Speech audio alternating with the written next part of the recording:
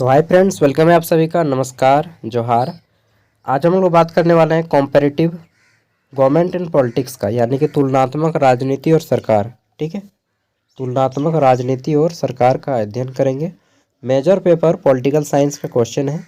अब बोलिएगा कौन सा यूनिवर्सिटी। देखिए, कोई भी यूनिवर्सिटी हो जहाँ पर भी आपको कॉम्पेरेटिव गवर्नमेंट एंड पॉलिटिक्स पूछा जाता है, ठीक है, चाहे किसी भी सेमेस्टर में, जनरली या सेमेस्टर 4 में या सेमेस्टर 3 में रहता है, ठीक है, या सेमेस्टर 2 में। अब मतलब कमेंट, ये जो है आपका अरे यार क्या बताएं, कॉम्पेरेटिव गवर्नमेंट एंड पॉलिटिक्स जो है ना, पढ़ना ही पड़ेगा, चाहे सेमेस्टर 1 में पढ़िए, 2 में पढ़िए, 3 में या 4 में। अलग अलग यूनिवर्सिटी में से अलग अलग सेमेस्टर में रखा जाता है। यह 2023 में पूछा हुआ क्वेश्चन पेपर है। ठीक है, टाइमिंग 3 आवर, फुल मार्क्स 75। देखते हैं तो यहाँ पे जो क्वेश्चन आए हैं वो आपके हिंदी इंग्लिश दोनों से हैं। ठीक है, यह झारखंड के एक यूनिवर्सिटी का पूछा हुआ क्वेश्चन पेपर है, कॉम्पेरेटिव गवर्नमेंट एंड पॉलिटिक्स। यहाँ पे हमारा पहला क्वेश्चन आता है कि इंग्लिश और हिंदी दोनों में है। ठीक है, which of the following is the ex officio chairman in US senate. अब ये यूएस सीनेट क्या है, हिंदी में पढ़िए। अमेरिकी सीनेट का पदेन अध्यक्ष कौन होता है। तो देखिए, भारत में सांसद बोलते हैं, अमेरिका में सांसद को सीनेट कहा जाता है। ठीक है, तो अमेरिका में जो सीनेट होता है यानी कि सांसद होता है, उसके अध्यक्ष कौन होते हैं, तो उपराष्ट्रपति वहाँ के संसद के यानी कि सीनेट के अध्यक्ष होते हैं। ठीक है, वाइस प्रेसिडेंट, उपराष्ट्रपति। वर्तमान में अमेरिका के राष्ट्रपति कौन है, आपको मालूम होना चाहिए। कौन है जी, डोनाल्ड ट्रंप। ठीक है, नेक्स्ट है हमारा, अमेरिकी सीनेट की सदस्य संख्या कितनी है। देखिए, अमेरिका में, भारत में राज्यसभा में अलग सीटें है, लोकसभा में अलग, लेकिन वहाँ पे केवल और केवल एक ही है, सीनेट। और वहाँ पे जो सीट है 100 है। वहाँ पे सांसदों की संख्या कितनी है, 100। और भारत में सांसदों की संख्या कितनी है, तो राज्यसभा में 250 और लोकसभा में 545, यानी कि टोटल 795 को भारत में सांसद होते हैं, लोकसभा राज्यसभा दोनों मिला के। और अमेरिका में 100। ठीक है, अमेरिका में 50 को राज्य भी है। How many states in America, 50। ठीक है, नेक्स्ट, अमेरिका की राजधानी आपको मालूम है ना, कौन है, वाशिंगटन डीसी। और अमेरिका सबसे बड़ा शहर है न्यूयॉर्क। जाइएगा तो ले जाएंगे, कोई बात नहीं, हम ले जाएंगे आपको, फ्री में ले जाएंगे। ठीक है चलिए, तो हमारा तीसरा क्वेश्चन है कि संघीय न्यायाधिकरण किस देश का सर्वोच्च न्यायालय है। ठीक है, federal tribunal is the supreme court of the following countries. ठीक है, संघीय न्यायाधिकरण किस देश का सर्वोच्च न्यायालय है। तो देखिए, संघीय न्यायाधिकरण यह जो है स्विट्जरलैंड, ठीक है, सपनों का देश स्विट्जरलैंड इसी का है। ठीक है, और यहाँ का एक बहुत फेमस बैंक है स्विस बैंक, जहाँ पे ब्लैक मनी सब जमा किया जाता है, स्विस बैंक। ठीक है, और यहाँ का एक काफ़ी फेमस शहर है जिनेवा, नाम सुने हैं।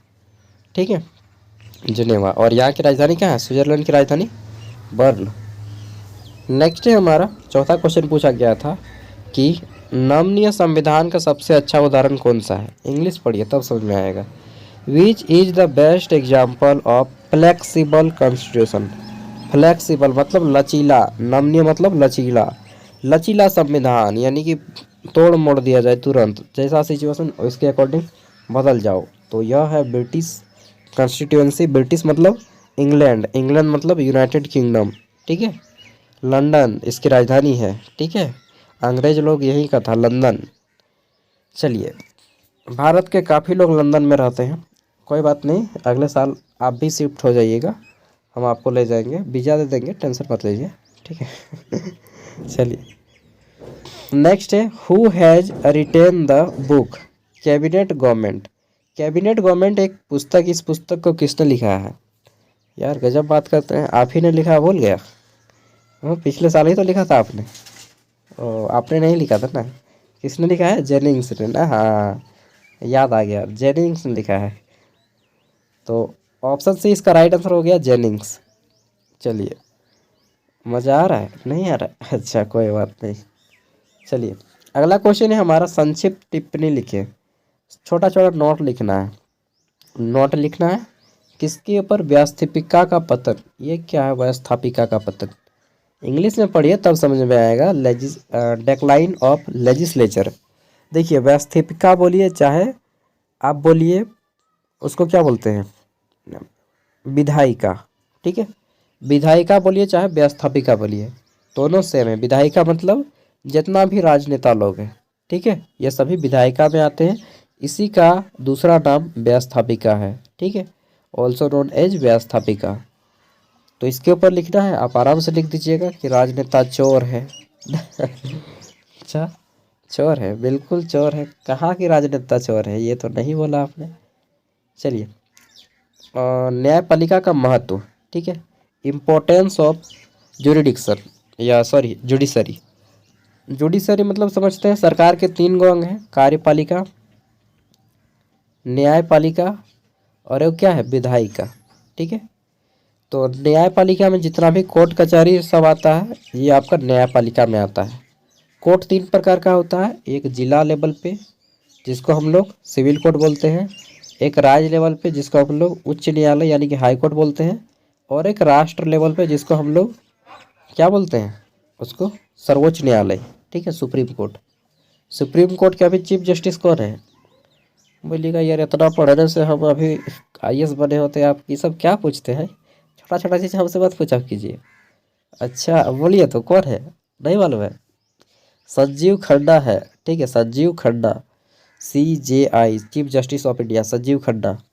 याद कर लीजिएगा भाई साहब, पूछ देगा ना तो फिर नहीं सकिएगा तो फिर मार्क्स कट जाएगा ना। तो न्यायालय का महत्व बता दीजिएगा कि न्यायालय क्या काम करता है।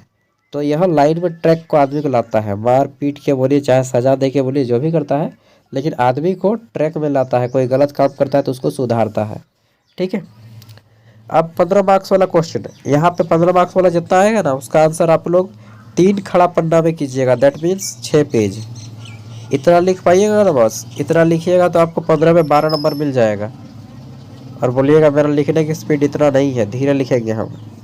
कोई बात नहीं, धीरे लिखिए, लेकिन कम से कम 2 खड़ा पन्ना यानी कि 4 पेज में लिखना है। इससे कम में लिखिएगा तो फिर आपका टाइम फिस हो जाएगा। मतलब समझ गए, फेल हो जाइएगा। तो हमारा क्वेश्चन है यहाँ पे, कॉमन सभा के संगठन, अधिकार एवं कार्यों का लिखें, ठीक है। Describe the organisation, power and function of House of common.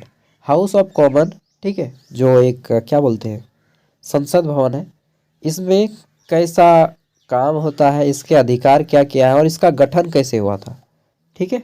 अब बोलिए ये हाउस ऑफ कॉमन क्या है, तो यार हाउस ऑफ कॉमन भूल गए हैं, ठीक है, संसद भवन है अमेरिका का, ठीक है।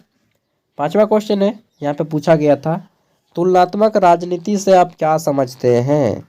तुलनात्मक राजनीति और तुलनात्मक शासन के बीच अंतर स्पष्ट करें, ठीक है।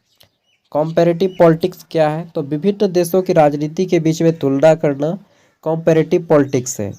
तुलना कैसे, कि वहाँ पे कैसा शासन व्यवस्था है, वहाँ के लोग कैसे काम करते हैं, वहाँ के कर्मचारी कैसा काम करता है, ठीक है। जैसे अमेरिका और भारत में क्या अंतर है, वहाँ के पॉलिटिक्स और यहाँ का पॉलिटिक्स में जो तुलना करते हैं और अध्ययन करते हैं, इसी को कॉम्पेरेटिव पॉलिटिक्स कहा जाता है।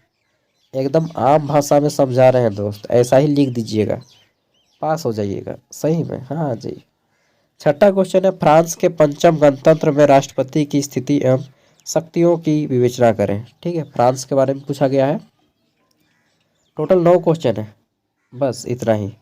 9 नंबर क्वेश्चन में पूछा गया है कि संविधान में संशोधन की आवश्यकता क्यों होती है, इसके कारणों पर प्रकाश डालें।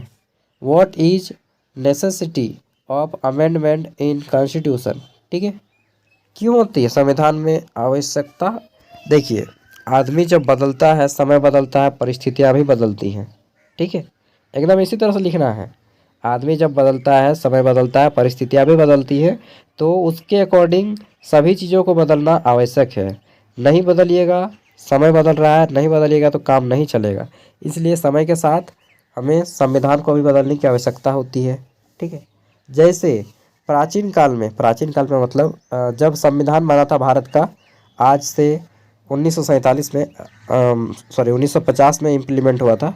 उस टाइम पे भारत में इंटरनेट जैसी या विश्व में इंटरनेट जैसी कोई सूचना वगैरह नहीं था, कोई कुछ भी नहीं था, इसलिए उसके नियम कानून नहीं थे। परंतु आज के ज़माने में आधुनिक ज़माना है, यहाँ पे इंटरनेट है, मोबाइल है, शॉर्ट्स है, गेम है, फलना है, ढिमका है। इन सब को कंट्रोल करने के लिए संविधान को संशोधित कर इसके नियम कानून बनाने होंगे। ठीक है, इसका एक एग्जाम्पल मैंने इसमें दिया है, बस बता दीजिएगा, यही चीज़ है। ठीक है, दिमाग घुमाइए, पॉलिटिकल साइंस दिमाग लगाने वाली चीज़ है। मैंने खुद पॉलिटिकल साइंस से BA एमए दोनों किया है यार। ठीक है, तुलनात्मक राजनीति के अध्ययन में संरचनात्मक, प्रक्रियात्मक, उपागम का संरचनात्मक विश्लेषण प्रस्तुत करें। ये क्वेश्चन थोड़ा सा टफ है। ठीक है, तो देखिए यहाँ पे किन्हीं 3 प्रश्नों के आंसर करने होंगे, सही 4। ठीक है, अगला है अमेरिकी राष्ट्रपति की शक्तियों और स्थितियों का वर्णन करें। यह फैक्चुअल क्वेश्चन है। अमेरिका की राष्ट्रपति के बारे में पढ़ लेना है कि उनकी शक्तियाँ क्या है, स्थिति क्या है। ठीक है, तो देखिए यहाँ पे 4 क्वेश्चन ही आपको बनाने होते हैं। ठीक है, 15 मार्क्स वाले, तो आपको चुन चुन के बनाना है जिसको आप बना सकें। ठीक है, ऐसा नहीं कि जिसको बनाने नहीं सकिएगा उसी को भी बनाने जाइएगा तो फिर मार खाइएगा। ठीक है, ओके बॉस, समझ गए होंगे आई होप आप। और इसका PDF मैं वीडियो को डिस्क्रिप्शन में दे दूंगा, कॉम्परेटिव गवर्नमेंट एंड पॉलिटिक्स का। बाकी जिस जिस यूनिवर्सिटी में यहाँ पूछा जाता है सब में काम देगा। ठीक है, bye, all the best for your examination. वे भी आप अच्छे से लिखें और पास हो जाए अच्छे मार्क्स से। ठीक है, बाय।